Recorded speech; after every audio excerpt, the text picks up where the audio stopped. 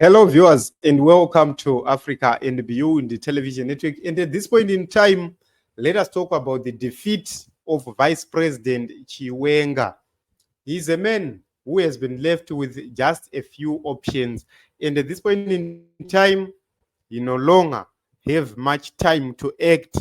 So, the major problem and the major hiccup is that there are people who now believe that Vice President Chiwenga cannot lead Zimbabwe very well. And these are people who were supposed to be his allies. They now believe otherwise. So at this point in time, it seems as if they are taking advantage of whatever which ZANU-PF MNANGAGWA is doing. We have seen parallel structures in Kwekwe. We have seen several meetings in Masvingo. And all of those meetings, they are under Chiwenga. But what is he doing to rectify the problem? So maybe we are wrong. But in my own view, it seems as if Vice President Chiwenga will end up simply allowing anything and everything to happen and leave power to other people. Let us take a look. Isu tinosungirwa kuteerera president vedu, constitution iripo isipo, asi tinombirana vaMNANGAGWA. Nokuti vamwe vanozowanda chairman vachiti constitution inoti zvakati, aiwa kwewe chimirira kaiwe vaMNANGAGWA pawachati ndakuinda woti saka chef tofamba sei. Saka kana iwe tinoona wane mafungiro ako ausina kuudzwa toziva kuti ndokupanduka. Hani ndizvo. Saka semhuri yeMasvingo hatikumbirwi kumbirana vaMNANGAGWA, tinosungirwa kumbirana vaMNANGAGWA. Hatidi kuti zvakaitika kuBotswana nezvakaitika kuZambia zviitike munomu. Mukunaka kwazvo, mukuipa kwazvo, tinomira napresident vedu baba vaMNANGAGWA. So when they speak, you would think actually they are saying this to spite Noso Chamisa. No, they are actually referring to Vice President Chiwenga Munuwabo. So yes, they will talk about what happened in Botswana and what happened in Zambia. Yes, changes happened in those countries. But do they even need change from within? No. That is the reason why they are talking about Tinomirana Baba MNANGAGWA. Why are you talking about Tinomirana Baba MNANGAGWA, knowing fully well that Baba MNANGAGWA 2028 varufana unge vachienda zvekusatodzoka zvekare ku-State House? And you are telling people about Tinomirana Baba MNANGAGWA. The answer is simple. Vice President Chiwenga has been castrated and has been silenced. I know that a lot of people will say silence does not mean a weakness. There are circumstances. If you look at what is happening right now, Chiwenga does not have 100% control over the decisions to be made by the military. He doesn't. It doesn't mean that even if the military is against what MNANGAGWA is planning, it doesn't mean that the military would opt to go with Vice President Chiwenga. It's not a guarantee. You cannot guarantee that. Vice President Chiwenga knows what I'm talking about. He can't guarantee the hatred of the military to MNANGAGWA to his own succession. It can't.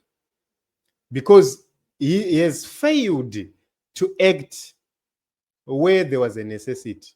There was a time when the comrades were perishing, and Vice President Chiwenga was supposed to put a full stop to the madness, but he couldn't make a move. So all those issues, if you look at them, one of the most important things is to note, I will say this, I know that a lot of people believe otherwise, but I will say this, Vice President Chiwenga, the wife he married, she's a tactician. She's a good person in terms of how she runs her politics. But can she be 100% trusted? Definitely not. Why? Look at evidence. The likes of Wanazodo Mkanja. So if you look at it, guys, those are the other issues which makes such characters to be questioned. Okay, why is she befriending such kind of people? Because they are viewed differently by those in the fortresses. So when you look at it, guys, one way or the other, I'm telling you this. Vice President Chiwenga, yes, he does have ambitions, But at this point in time, he's in between the rock and reality. There is no way he's going to outmaneuver everyone. There is no way. So very interesting moments ahead, and we are likely going to see more chaos as the days continue to unfold in the nation of Zimbabwe. And what we are expecting to see, ZANU-PF collapsing totally. So at a certain point in time, I believe good Vice President Chiwenga wachangozoita zveshaisano kuti akana tanyura. So that is the message from Tim Masvingo. It's not him.